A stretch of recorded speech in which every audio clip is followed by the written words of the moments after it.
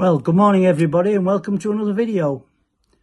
The walk I'm going to do today is approximately 32 miles long and it's what's known as the Berwickshire coastal path. I'll be camping out overnight, so I've got my bag and tent and everything packed up ready to go. But this walk up the Berwickshire coastal path is going to be different from what the people do, because I'm going to call it off at one or two little places that are off the beaten track. I hope you find it interesting. So let's go, less talking, let's get some walking. And this is where the Berwick to Coburn's path, Berwickshire coastal path walk starts from. So off we go. I think these things are quite interesting. They're actually bird boxes and they're built into the side of the house. I've left the river way behind me now. There's a caravan site there where our van is. We've panned round. I'm finally on the cliff top. Sun's just rising. I set off this morning at 5 o'clock. It's just, 2 minutes past 6 at the moment. So hopefully with this early start, I can be at Eyemouth for about 10:30. And there we have some sea caves there. It's quite a bit of swell coming in. For an ideal view, I'd get down on that platform there, but trouble is I've got 25 kilograms on my back. And if I get down there, chances of me getting back up are pretty remote, I would say. Well, I've decided to come down anyway.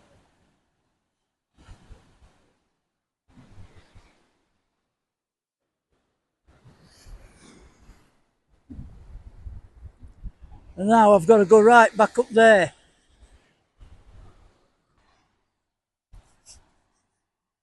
There's some more of them sea caves. I'm not going down to these though. That nearly killed me, that last one going up there. You see in the distance there, as you can see, up there, that's where I'm headed. See outside of that outcrop of rock down there, there's thousands and thousands of seabirds. If you can't see them, I'm sure you can hear them. If I pan round,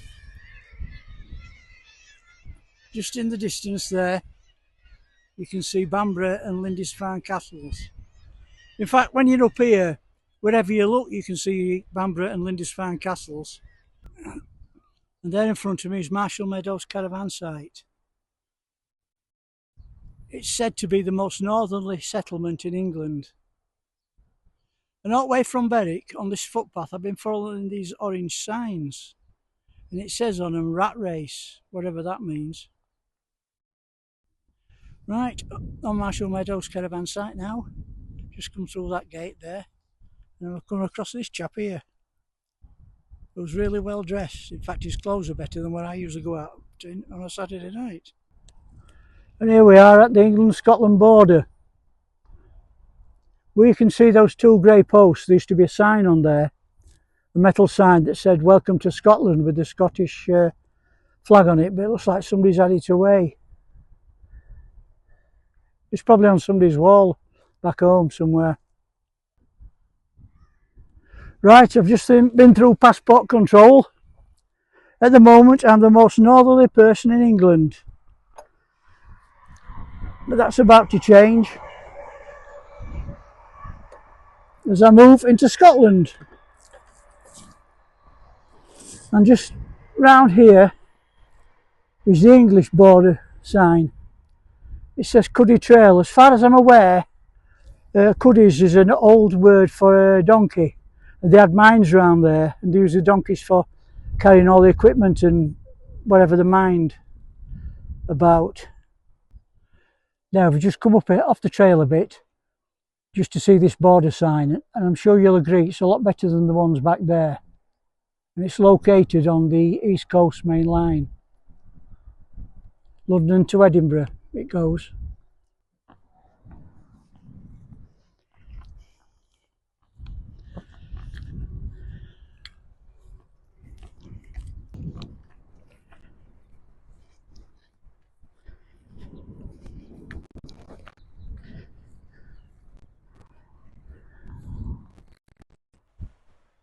And as you can see, guys, River Tweed, it's in full tide. And that there is where the Tweed meets the sea. And in the far distance, I don't know whether you can make it out, is Lindisfarne and Bamburgh castles.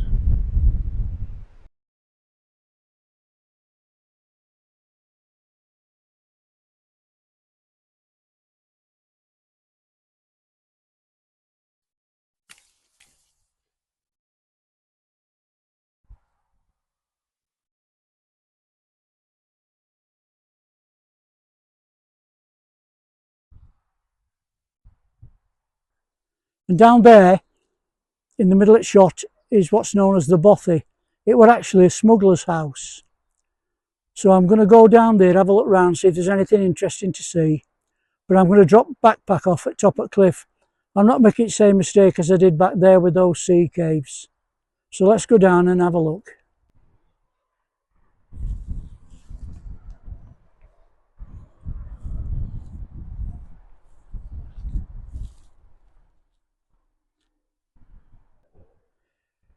Well, there's Bothy, and it's a right climb down. I've ditched bag, which makes it a lot easier. And I've got to go down path there, and that's it. Like, and if I well, there it is again, Lindisfarne and Bamburgh castles in the distance. Right, let's get down there. Right, finally down at the bothy. We'll have a look inside. Like I said when I was back up top, it used to belong to a smuggler. And what they used to smuggle in them days, it's not alcohol or tobacco as you think, it was actually tea, because the government put such a massive tax on tea. It was actually worth more than alcohol and cigarettes to the government. Right, we'll have a look round the side.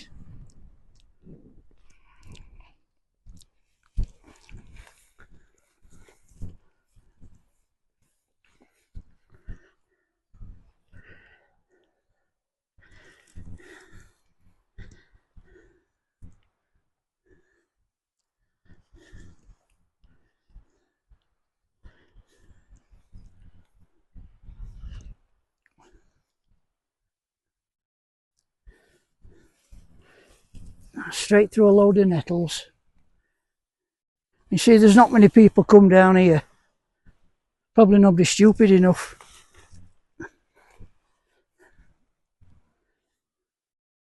See, that used to be a fireplace, that. There's the chimney. And obviously there was a fireplace at that end as well. Just see if we can get round front.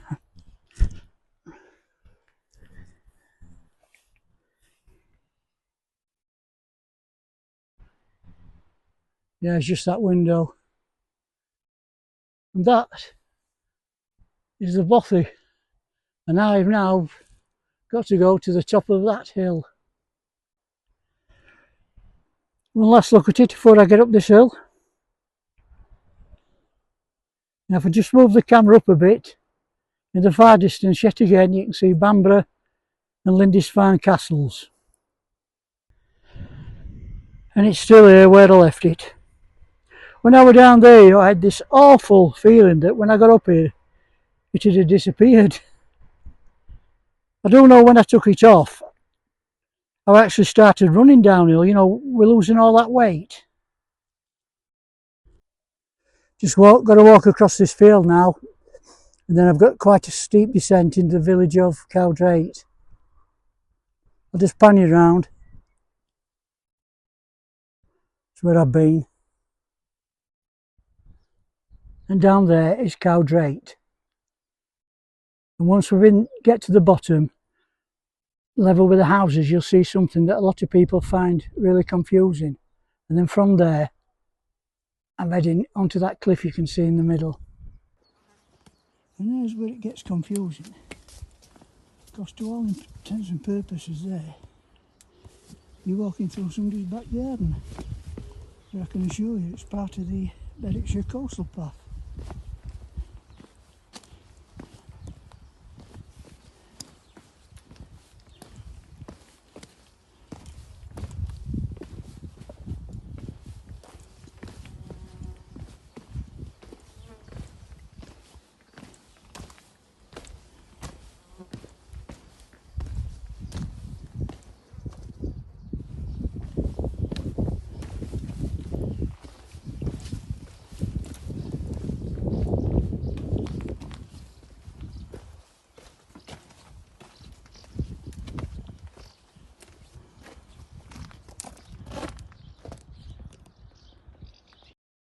This is Eyemouth Harbour in front of me.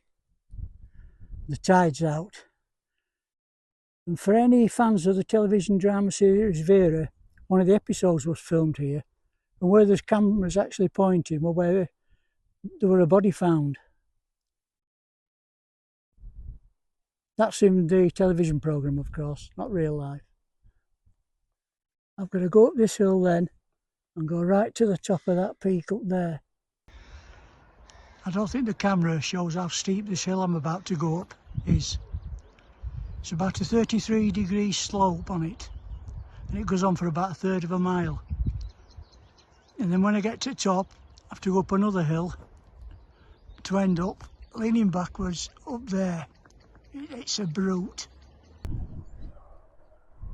You can see here how close the railway line is to the cliff edge. Behind the railway there's the A1. One thing I've noticed over the last mile or so, someone's been up here with some sort of mower and mown all the footpath. It's making life quite a bit easier for walking on. So kudos to them. Well, there's Eyemouth Harbour down there. What a slog it was to get up there. And if I pan round, you can see the East Coast Main Line there, a train on it, and just behind it is the A1. I'm going to have something to eat now and a drink, and then next stop should be Eyemouth, all being well. Just having my dinner now, and I think you'll agree, it's not a bad view out there.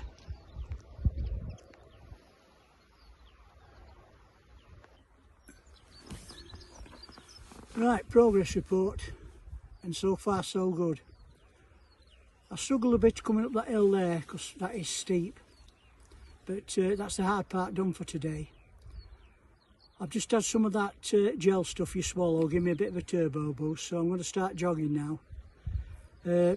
Eyemouth next stop, Caldringham Bay, St Abbs, and then find somewhere to camp for night. So yeah, happy days.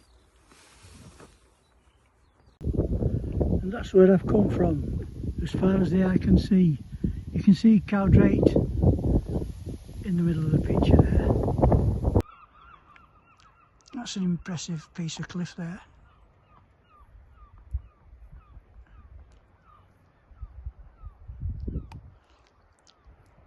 I wish the wind would make its mind up what it's doing though. One minute it's really calm, next minute it's blowing a gale. And there in front of us is the town of Eyemouth at last. Last little view of this bit of coastline here before I head into town. Look, there's that yacht in the middle of the picture there. Another pretty impressive piece of coastline.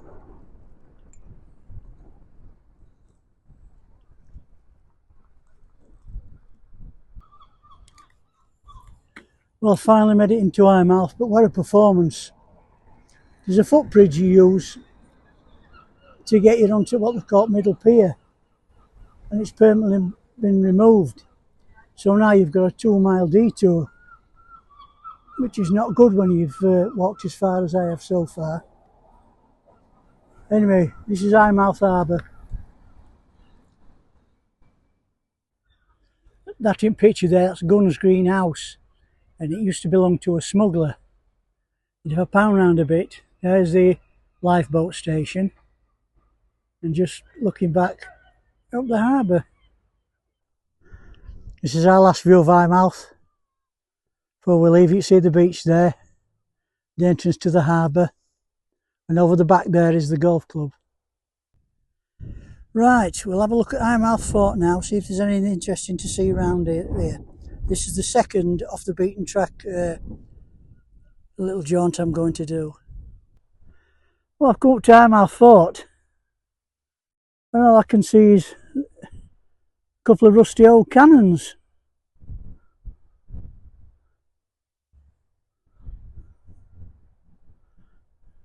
Hardly worth the effort if that's it. Now, I'm no expert on medieval architecture, but I think this is a bit more recent. I'm aiming for the far right of this shot, where you can probably make out St Abbs Lighthouse. In the middle of the picture is St Abbs, and then to the left is Caldringham Bay, and that's where I'm going to fill it with water. Get my supplies topped up and I should be okay now for the rest of today and tomorrow. I think the medieval fort part of this must be these mounds that I'm stood on. Can't see it being anything else. There's nothing else to see really. You know, it says what it is. Not far from Caldringham Bay now. I've got to get out top of this cliff and down onto that shingle beach down there. And then if I pan round, you can see the houses at Caldringham Bay there. I have actually once camped on that little beach there, many years ago. This is that beach I was camped on about, 3 years ago. I remember that day, it was a scorcher, and I had to go into the sea to cool my feet down. There's that cliff that I was on about, 40 minutes ago I've come down. And I've just got to go up that hill there, and then in the middle you can see St Abbs, where I'm aiming for.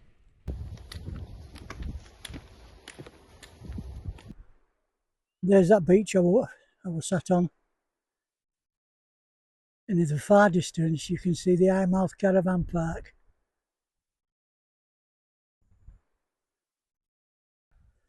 Just down at that beach down there, then up that hill where you can see them people over the other side, and I'm at Caldringham Bay, and then I can fill it with water. I've hit the wall here, which is a marathon runner's term for saying I'm knackered. My feet are killing me. And that's Caldringham Bay in front of us with all the little beach huts. There is actually a surf school at Caldringham Bay. They do have lifeguards. You can see the yellow and red flags where it's safe to bathe between. Just down there there's a toilet block where I'm going to fill it with water and just have a rest basically. You're on your last legs and then you hit this. It's under end there. It goes up and up and up. Now, let's look at Caldringham Bay. Pan round. And where you can see in the distance. That's where I've been. And if you can see it last picture, there's another one of those arrows that's been there since I left Berwickshire. It's called the Rat Race, so God knows how long it is. Anyway, St Abbs in 10 minutes.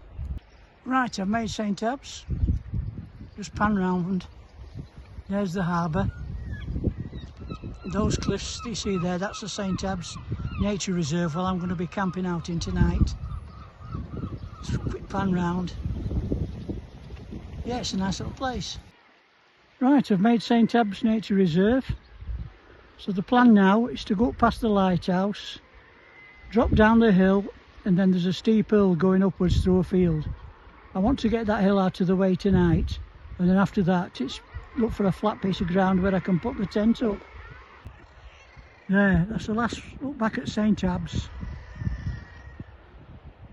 before I go into finding a camping spot. And just there is Eyemouth. That's a nice little bay there. But it stops getting nice when it's here because I've got to go up there. And it's stopped being fun. I've just about got through Nature Reserve now. I've come from top of the hill, you can see it middle of the picture there. And if I pan round,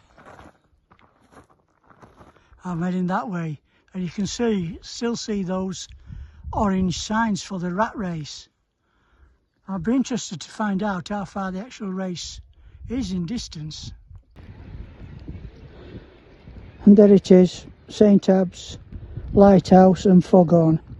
I've got to crack on now because it's starting to rain. I need to get that tent up. Well, what a disaster this has turned out to be. We're making really good progress, and it started raining, so I thought, well, I better get tent up. So I started feeding the poles through, and one of them snapped. So I can't get it to its shape it should be, so I can't really use it as a tent.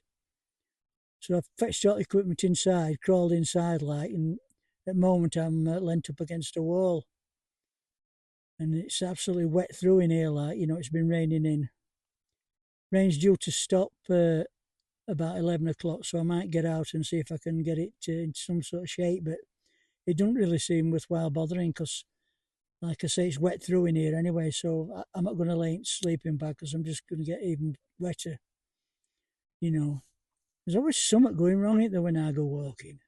It's either equipment failure, I forget something, or I get caught in a rainstorm or a bloody gale. You know, but it is what it is, nothing I can do about it, just have to grin and bear it. I've got my phone, so I've been listening to a few bit of Bob Marley, you know, watching a few Fred Dibner videos. And it gets light about 3:30 in the morning, so 3:30 in the morning, I'm just going to pack everything up and just crack on.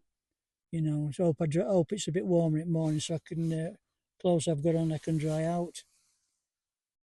So I'll catch you all later, and I bet you lot have a better night than what I'm going to have. That is for sure. Catch you later. Morning, everybody. Well, as you can see, I managed to get tent up last night. It stopped raining about 11:10, so I come out and I made an emergency repair with some insulation tape. And surprisingly, I had a good night's sleep. And probably the best night's sleep I've ever had in a tent. You know, I've had to put all my wet clothes on back again, you know, which is a bit of a drawback, but yeah, it went a lot better than what it looked like it were going to do. So less talking, let's get some walking.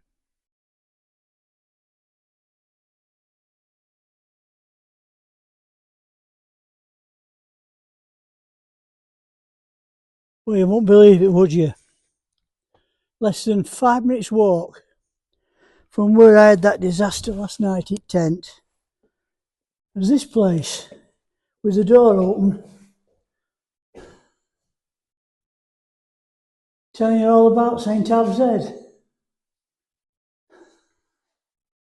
And I could have put a sleeping bag in here and been dry. Hey, look at these guys. Barn swallows, can you see them? No chicks there. I'll leave them to it because the mum will be about, no doubt. That's a fair old view up coast. In middle of the shot you can see Torness Nuclear Power Station, and then to the very right is Bass Rock, which has thousands and thousands of seabirds nesting on it. And it's completely covered white because they're all shitting the dew. And I've got to go, right middle of the camera showing now, I've got to be up there. Down there, that's called Mire Lock. And if I pan round,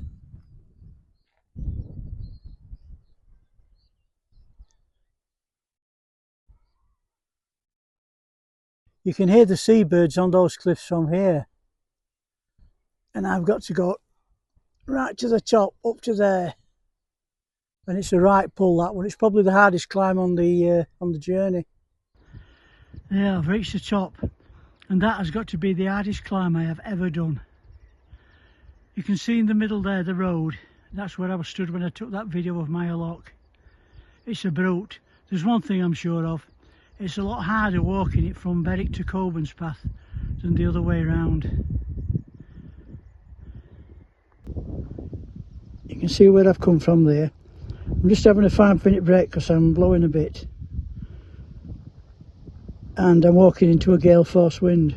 I love walking in Northumberland, but one of the major drawbacks is it always seems to be windy. The wind today is coming from inland. You think it'd come in from sea, but it never happens that way for some reason. I reckon I've got about another 10 miles to go, and then that should be it. And then hopefully Andrew will be there waiting for me to pick me up. I'm still following signs for that rat race that started the other side of Berwick. And look at that, 40 miles. I just can't envisage anybody running 40 miles over this terrain. They must be crazy.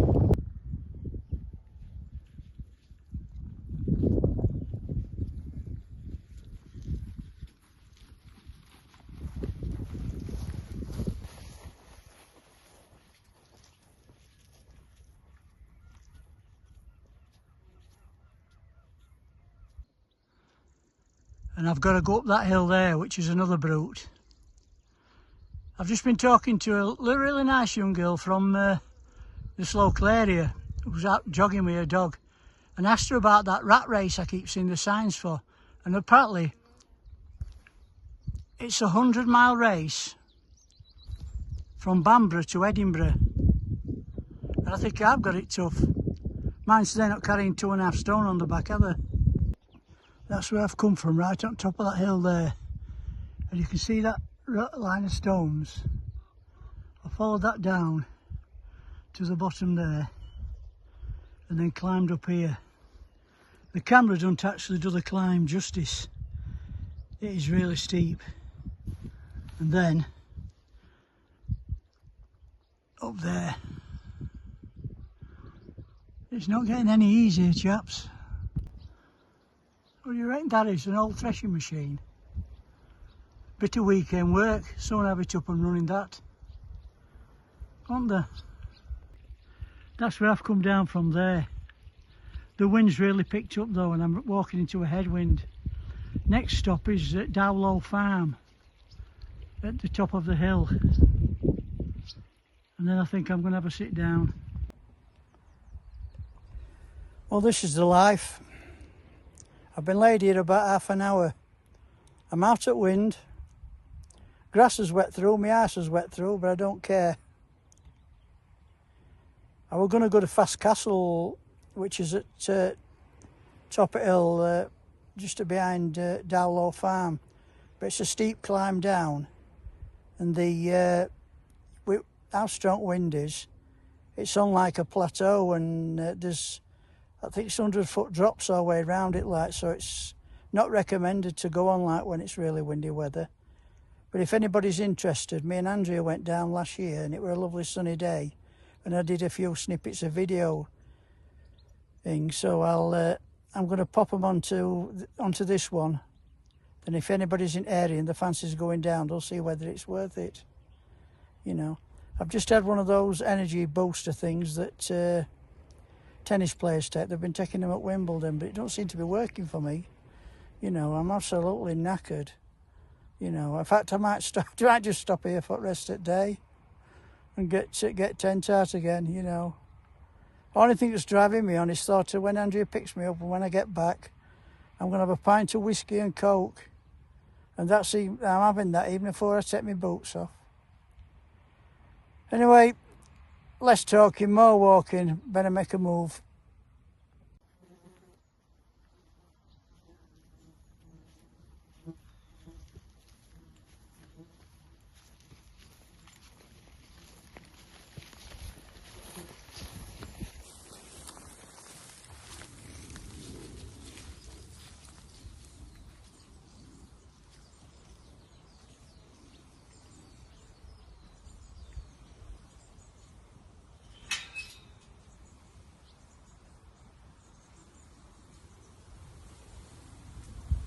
I've left the sea behind. You can just see it there in the middle of the shot. And if I pan round, you see all that wool there caught on the fence with it from the sheep? You could collect all that and make you some nice skanks. And I've come down that hill there from the trees you can see at the top of the picture. Well, what a view that is.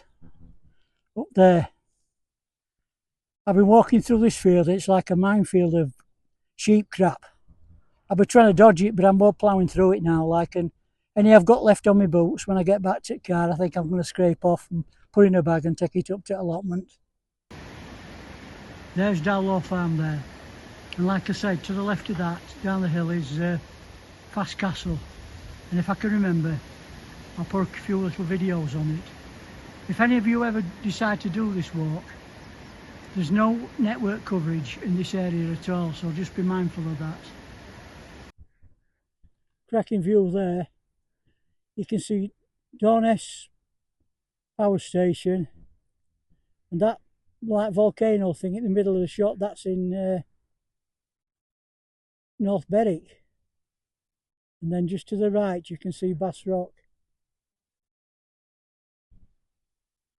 Got about 2 hours to go before I'm back in Coburn's Path. I've got a few sheep for company, and I've been following that stone wall you can see at middle of the picture there, right to the top of this field. I'm currently stood in the ruins of St Helen's Church. They were built in the 13th century. There's a few old gravestones out there, but you can't make anything out of them. And St Helen was the mother of the Roman Emperor Constantine. There's not really much to see, but then again, it's 700 odd years old, it's not doing bad. That's the best view of the old church there. It's the only real intact wall. Then we pan round, then you see the sea.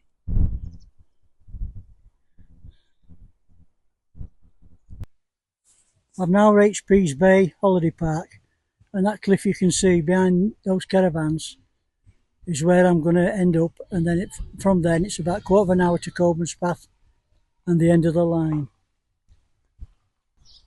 And here we are in the centre of Coburn's Path. Job done. 33 miles done. Well, hello everyone. If you've got this far, thanks for watching. Berwickshire Coastal Path, well, what a walk. 33 miles or so into mostly a very strong headwind and a bit of rain as well. And what with that problem with tent, it was challenging to say at least. In fact, when I went in tent, it was raining in, and we'd been hunched up, my feet were actually outside, you know. I did the walk south to north, which is Berwick up to Coburn's Path, which is much harder, I think, than doing it the other way round. Because doing it Berwick up to Coburn's Path, there's a lot more steep climbs, you know.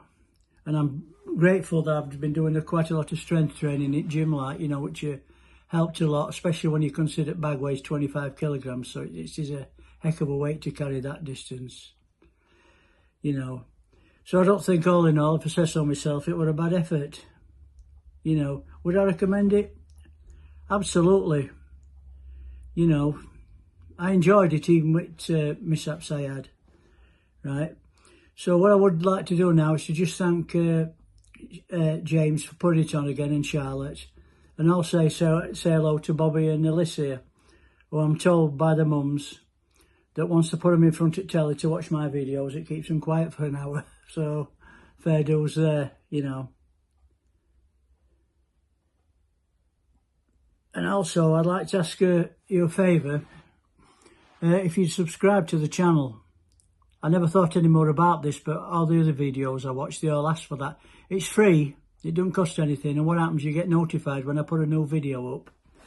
And if I get more subscribers, I can probably help grow the channel, you know, get a few ideas from other people, like how I can make it a bit better. So that's me going to wrap it up. Like I said, enjoyable walk, trying circumstances. So all I say now then is thanks again for watching. Stay safe out there, and I'll see you on the next one, which I think is going to be a walk into the Cheviot Hills. I'm thinking of doing one of the hills up there. It's still really steep, called the Great Heather. So until next time, thank you and bye.